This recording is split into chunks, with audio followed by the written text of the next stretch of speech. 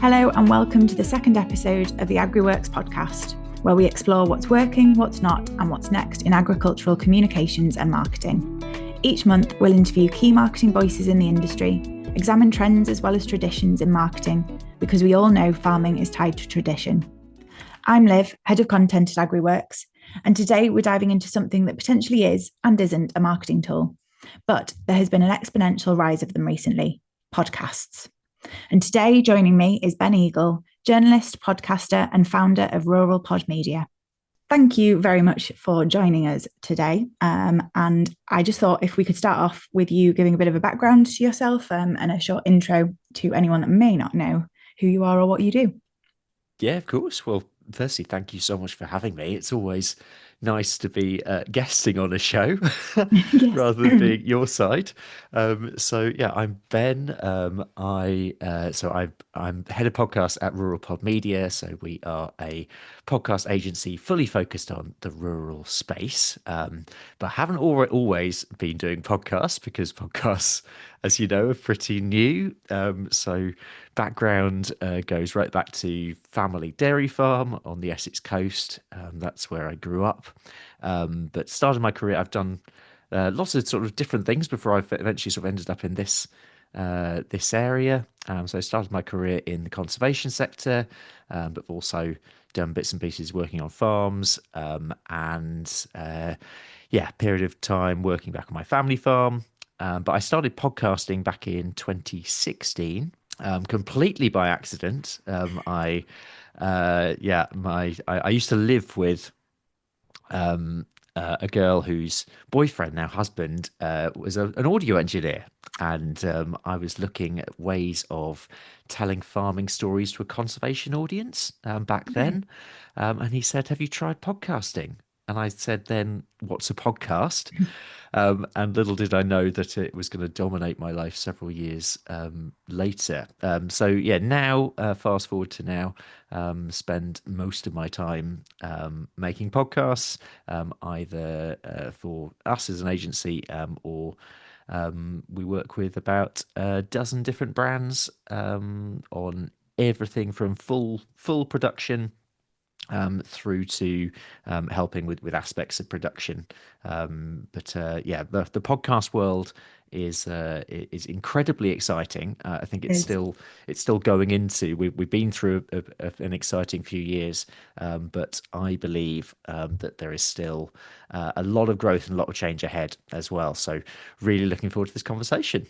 Absolutely. Well, thank you. And yeah, you've kind of just touched on it that podcasts have been around for quite a while, but they seem to be a bit slow to begin with. And I would say, especially in this industry, in the last 6 months, there's been, the one we're on now is quite a good Yeah. example of it, that there has just been a big uplift in the number of podcasts that you see around, and a mixture from conversational farmer discussion podcasts to more business ones. And I just wondered, what do you think? Do you think this is a trend, or do you think actually it's a really good form of storytelling and marketing to an extent? Yeah, I think it's a really good observation. I think we've been through different waves of this in the past as well. So 2020 COVID was the obvious sort of first Yeah. main wave recently, even though podcasts have been around for more than 20 years. And you're right. Yeah, I think we are seeing again the last few months even we've seen a wave of new shows. And yeah, I think the word trend is interesting. I think probably the thing that podcasts when I think of podcasts, I think of the long term. Yeah. So anyone who is successful in podcasting, it's not an overnight thing. So it's something that you invest in with that long term in mind. So, but we are definitely seeing these waves of people getting into it. Um, I think that the key reasons are there's a few things going on here. I think firstly, the accessibility is absolutely key, both in terms of being able to make shows Yeah. but also in order to listen to shows. And I think as we become more and more used to on demand as well, with podcasts, you can literally listen anywhere, whatever you're doing. Absolutely. And I think it's really interesting, especially for this industry where a lot of the audience that's around will be listening whilst they're out and about, whether it's on the tractor and things like that. So actually podcasts really lend themselves to that space more so than webinars, albeit webinars you can turn into a podcast. But Yeah. I think it's why we've seemed to have potentially seen such a big growth in them, is that they are perfect for the audience we have. Yeah, I think, I mean, certainly Hills Green, the digital marketing agency, have done some data on this in their last few reports. I think Yeah. last year they released that 50% of those in their survey were listening to podcasts at least once a week. But I think definitely within ag, we're seeing a similar trend to where we're seeing more broadly. So, I mean, now there are I think globally there's about it's now over 500 million people are listening to podcasts weekly. 584.1 million people. That's the latest estimate for global listeners to Amazing, podcasts isn't it? this year. That's from Twin Strata. But interestingly, in terms of the number of podcasts that are serving that listenership, if you compare it to other media formats, it's still relatively small. So there's about 4.5 million podcasts out there.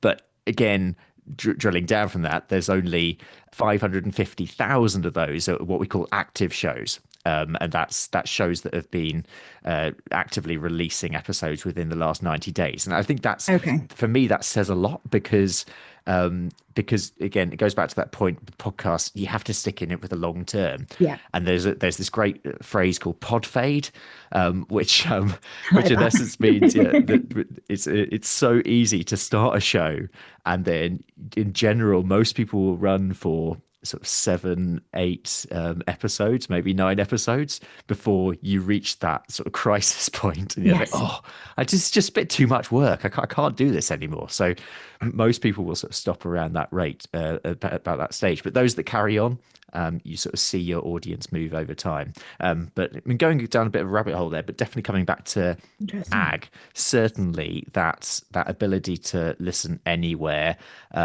whether you are doing something out in the field, whether you're in the office, whether you're in the kitchen, whether you Yeah. come in for a coffee break, you can start and stop shows as well, can't you? When you're listening, Yes. I will do that a lot.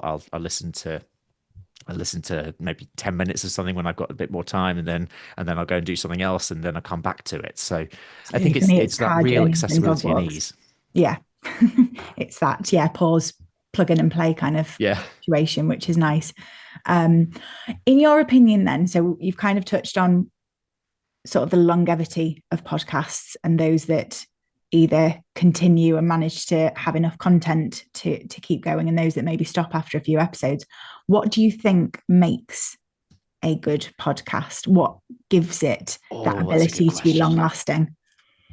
I think that's a great question. I think that's probably the key question for anyone who wants to start a podcast. I mean, for me, and actually, I think I remember you put, whether it's a LinkedIn post or an Instagram post a couple of weeks back, you put a poster about community. Yeah. And for me, that is absolutely vital. And I think it's an element of when you're building a podcast, you're building your audience and you're bringing your audience along with you. So for me, what makes a great podcast is a podcast that makes you feel involved, a podcast that makes you want to interact, that makes you want to be part of this podcast, that what makes you want be part of this community.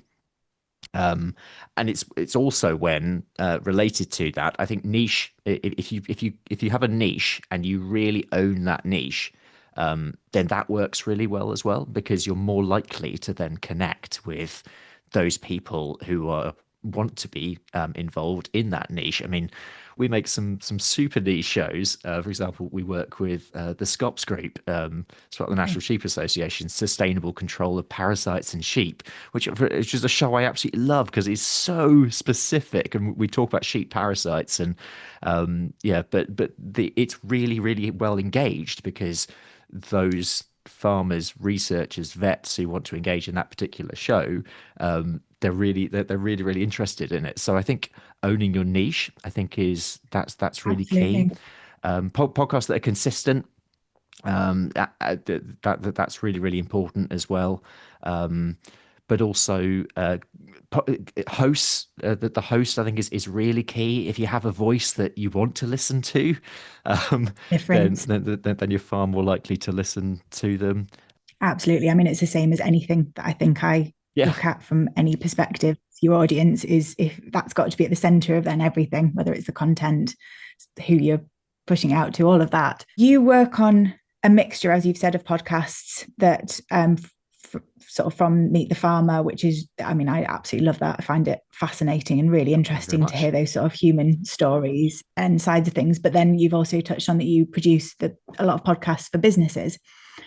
What do you think the key difference is between that? Because there are lots of podcasts I listen to that are very much, I listen to enjoy them. There's no business purpose to it. You're not being Yeah. sold anything. However, business podcasts, albeit they are storytelling, there is a purpose and an element of sales in them, whether it's getting their name out there or being part of a bigger conversation. So what would you say that the differences between those two types of podcast for anyone looking to start one?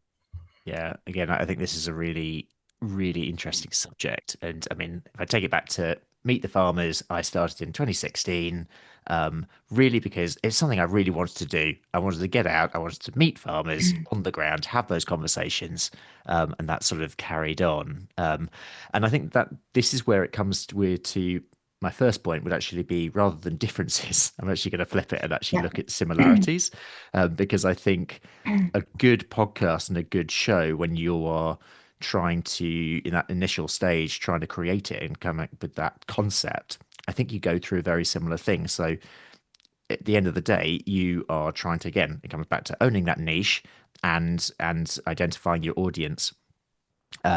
So I think for a business show, really, yeah, again, it's all about your audience, but it's also about thinking outside the box. So you might want to talk about your specific services, but in reality, people aren't going to be interested for that long.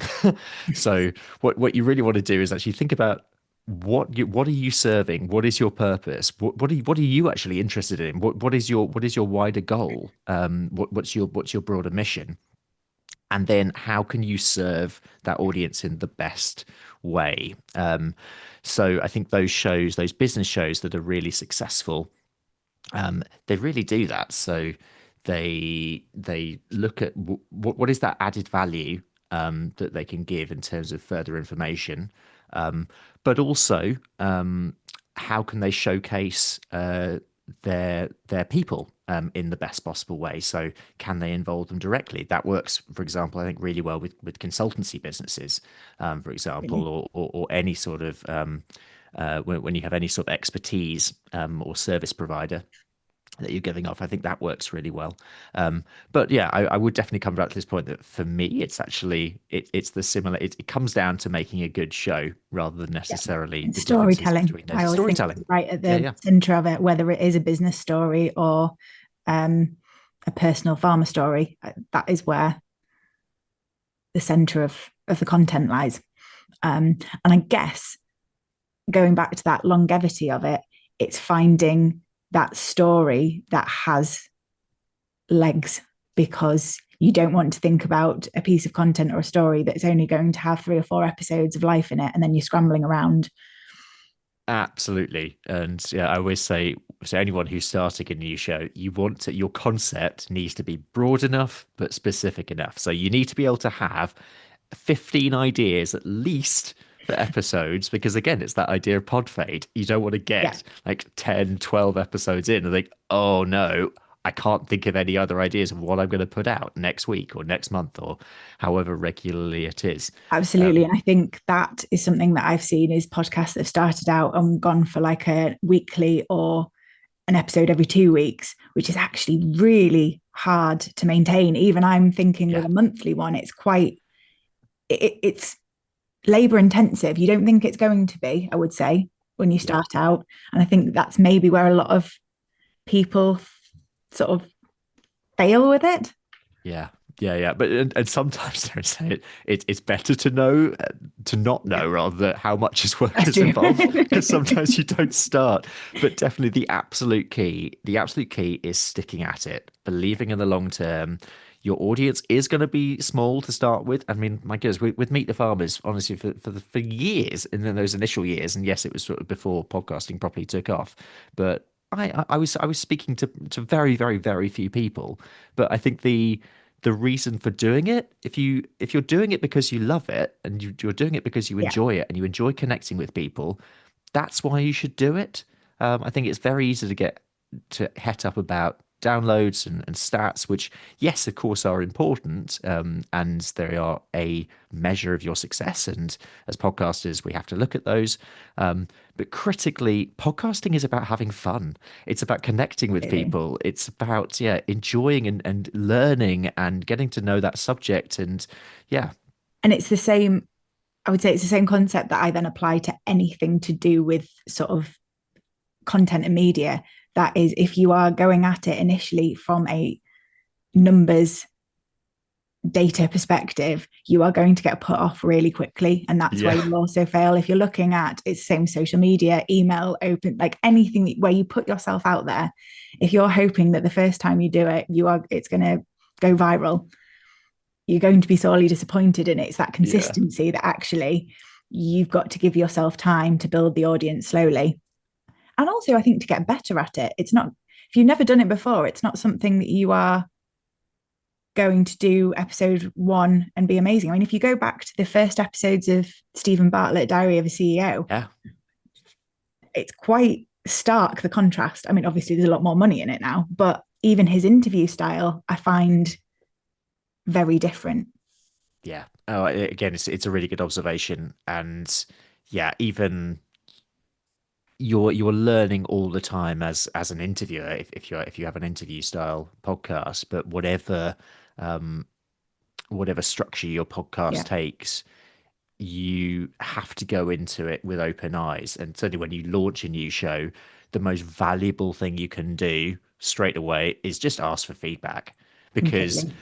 you're just putting things out there and you're not going to get that feedback straight away. So ask your listeners, be very open, be very honest, take that feedback on board, put the changes in place. They might work, they might not, but it's fine. You've always got the next episode, and then you've got the next episode and the Absolutely. next episode Trial and to error. constantly learn. Trial and error. There's so much of Yeah, that. And if you're in it for the long term, then that's fine.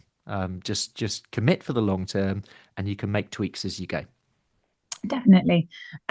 We've kind of sort of talked briefly there about the interview style of podcasts, but there's such a range of different ways you can run them.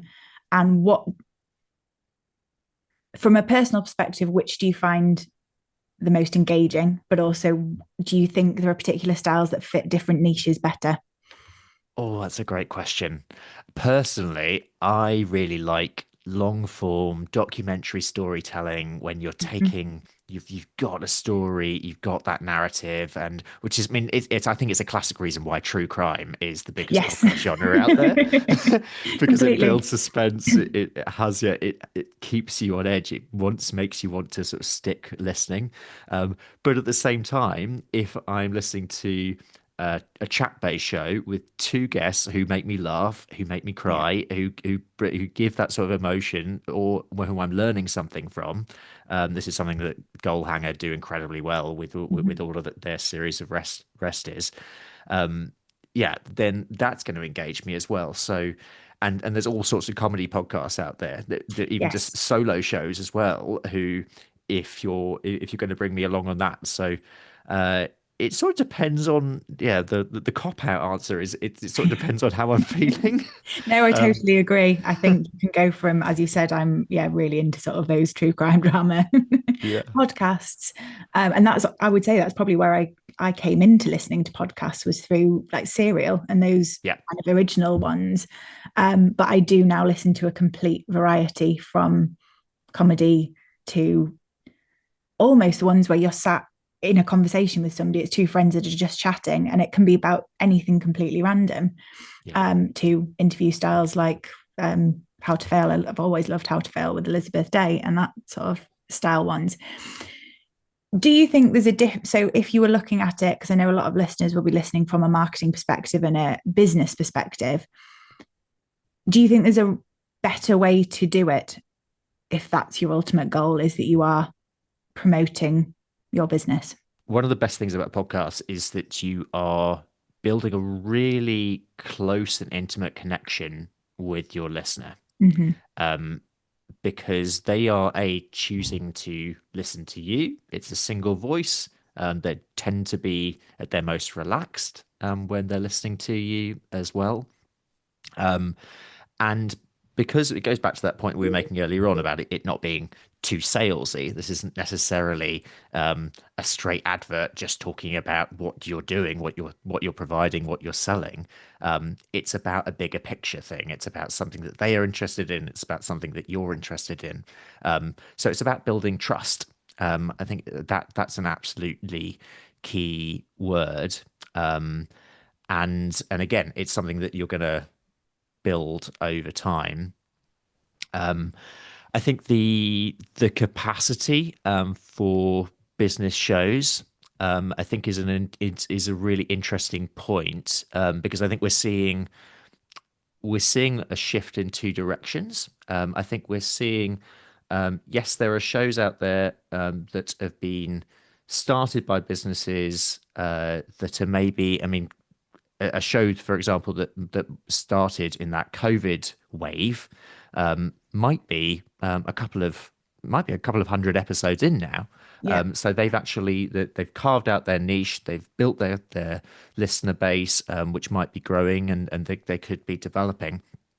Um, and I think depending on the niche, again, I'm going to be a bit of a stuck record, but it comes back to that. If there's a niche out there that you think you fit, then absolutely, I think it's the right idea to start your own show, Yeah. because you can fill that niche, you can own that audience.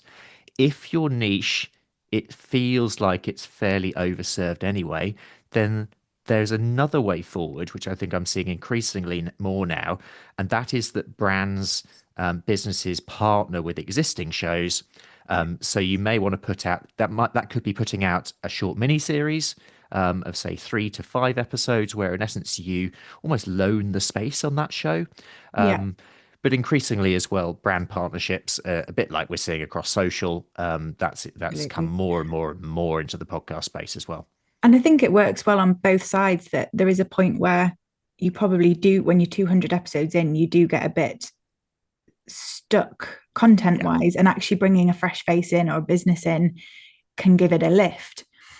I also wonder, so when I look at, let's say, social media, or if you're putting together a strategy for any kind of marketing, it's okay to reuse bits of content, is my view, that it's repackage, repurpose. And I think it can be said for podcasts as well. Once you've got in so far, you've got a whole new audience of listeners. Have a look at some of the episodes that you did early on that were popular or got great feedback, and see how you can maybe rework it. yeah, and this is when it's so useful for businesses as well, in terms of that cross pollination of content. If you have a podcast that is newsy, then it's going to be more difficult. But a lot of Mhm. podcasts, the content is evergreen.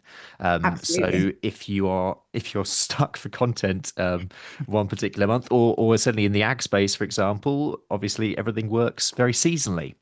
So it's that classic issue that we have in agri-comms, is how do you deal with the harvest story in a slightly different way Yeah. every year? But that doesn't mean you can't actually go back and look at your previous content. I've been interested actually to see quite a lot of how people are covering say the inheritance tax story, for Yeah. example, and actually more and more people are using content that was recorded earlier when say that initial budget came out. There was a wave of interviews that were conducted then. You might want to actually sort of there's probably still value in using those interviews Yeah. from back then, because a lot of the content will be similar, but you might want, in a podcast capacity, you might want to take that, and then you might want to bring in someone else to comment on what was Mhm. said. So there's all sorts of different ways that you can use past content, and it's evergreen. It's out there. Once your podcast is your episode is working for you, it is working for you as long as your podcast is out there. So, and those downloads, those views, they will build over time, and that's again why it comes back to podcasting is about the long term. Definitely. And I think almost as you've said with the how do you retell the harvesting story again, that's to some extent where the niche comes back in, that yes, that story's been told several times, but has it been told from your particular niche or perspective? And sometimes it's easy to get caught up in the, oh, it's already been said, it's already been done. Um, and yeah, it's very much don't get stuck on the fine details and have a go and put your spin on it. You put a post on LinkedIn earlier this week about sort of the format of podcasts. Obviously, they are audio. However, in the last couple of years, they have started to switch, and there is much more of a blur between podcast, vlogcast, whatever you want to call it. And you had some really interesting stats. Could you just, if you've got them available, have you got, can you share some of the findings? Because I found Yeah, no, that of course. fascinating. I was really interested in this, and yeah, I will just get Because the it's a big stats up debate while that I've got we them. have internally about how much time should you spend on the visual elements of it? Is it worth putting that additional time into recording an interview on film as well? Um, I mean, from my perspective, there's the obvious reason for being able to share visuals on socials, even if it's not watched. Yeah, no, completely. And so I remember going to the podcast show in London maybe 3 years ago, um, maybe even 2 years ago, and probably 3 years ago, and all the talk was about video. It's like Yeah, this is the shift, and we've gone from being a completely audio format where we're perhaps taking more of our terms of reference from radio, um, more towards, as YouTube, dare I say it, rose and rose and rose and yeah, rose and rose. Um, then it became an obvious format, really, certainly for chat-based shows, or it obviously depends on the format, that video would rise and rise.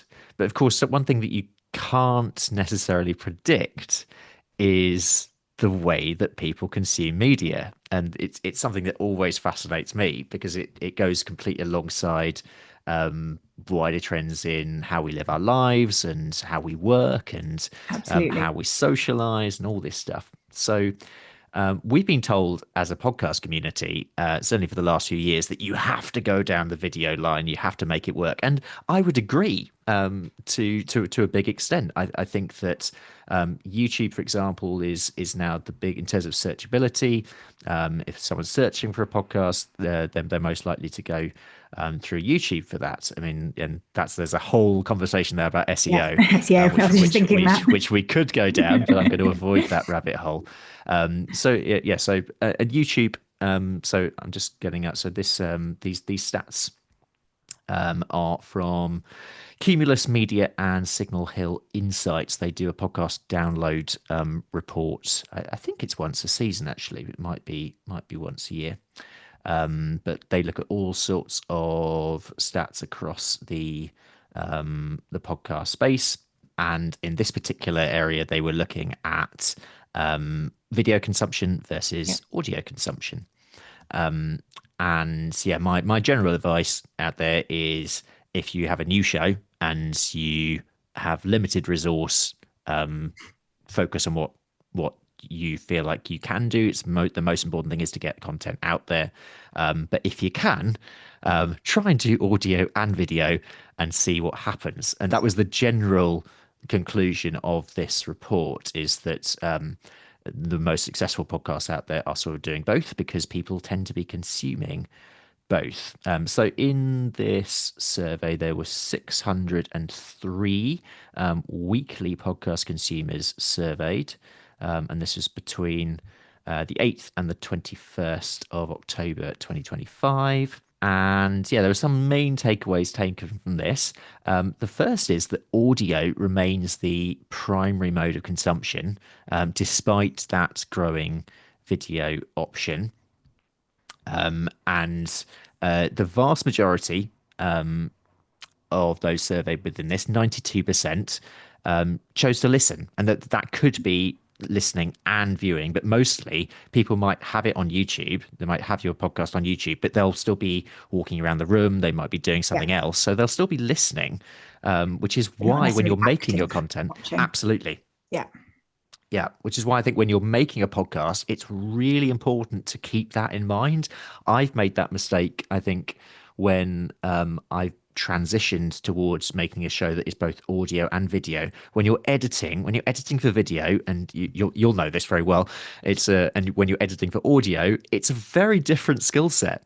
And actually, what we're having to do now is you're having to think of both. So you're having to think you could do, but sometimes you can do both versions. So you can edit something for video and you can edit something audio. But of course, that's way more time. It's made way it takes a lot more to do. But anyway, so that's something to bear in mind. But yeah, of this survey again, just coming out to the results. A tiny minority, only 8%, said that they only watch podcasts. So that was really key for me to take away. But yeah, most people within this, they were both watching and listening. So again, it's sort of the conclusion was that if you're making a show that does both, then you're going to be putting yourself in the best possible place. Absolutely. But it's quite nice stats in the sense that if you're somebody considering starting a podcast, but you don't have that capacity for the video side, that it doesn't mean don't do it at all. Absolutely. It's very much do what you can do well. And actually and it goes back to content, that's the key bit of it, is that you're far better doing the audio content really, really well than scraping together some video bits that just don't visually work. Yeah, and I often think as well, if we go back to the radio element, one of the best things, certainly in agriculture, we have some amazing sounds out there. It's like I love it when I go out onto a farm, and I mean there are few sounds that are better, say, than a cow munching grass, or even a cow breathing. I like that sound as it comes across on a microphone. Yeah, footsteps. Rain. It's like there's all sorts of amazing sounds that you can put forward that just we call it atmos in sort of audio or atmosphere. Just add that extra layer of interest. Certainly, Definitely. if you're making something that isn't just a chat show. Yeah, no, it's really, really good to think of, because I think there is that element where you go into it thinking, right, we need people to talk, rather than thinking of potentially the whole and how you can make it more interesting. As we've said, a big rise in podcasts in the last sort of 6 months to a year. Where do you think it's heading? Do you think that popularity will die down when, as we've said, a lot of businesses and people have started and not realised how much work there is? Or do you think actually this is going to last?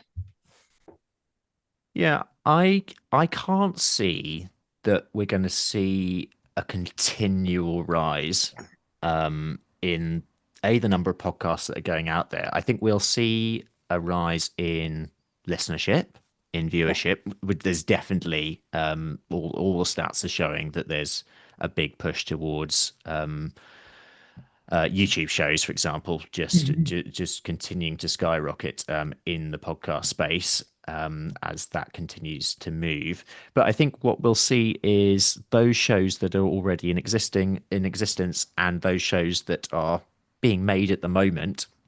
I think in the broad sort of history of podcasts, if you like, I think we're still very, very junior as a medium if you compare us to the vast majority of the other media formats out there. And we're still in that exciting stage of early growth. I think we'll see the shows that are established now and those that stick with it. I think they will continue to professionalize. I will think they will continue to build their audiences. I think they will continue to get to know their audiences more. And I think as Dara said, more advertising spend comes into the podcast space.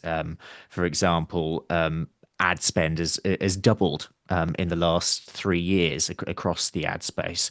It's projected to exceed $5 billion by 2027. That was from Manifest Media, I think that's that. So there is, as more money comes into the space, more investment will take place, and those shows that can really build those partnerships, and also, dare I say it, those businesses who can partner with those shows as well, that is where the real opportunity is. So I think I can definitely see growth ahead, but I can't see a massive rise in the overall number of shows that will be out there. I feel like we've got to a stage where those who wanted to try podcasts are sort of already there, or definitely in this current wave engaging with it. And I think it'll be those shows that really reap the benefits going forward. Okay, so we've looked forward. And this is more of a personal question, is looking back, what has been your favorite podcast episode to record?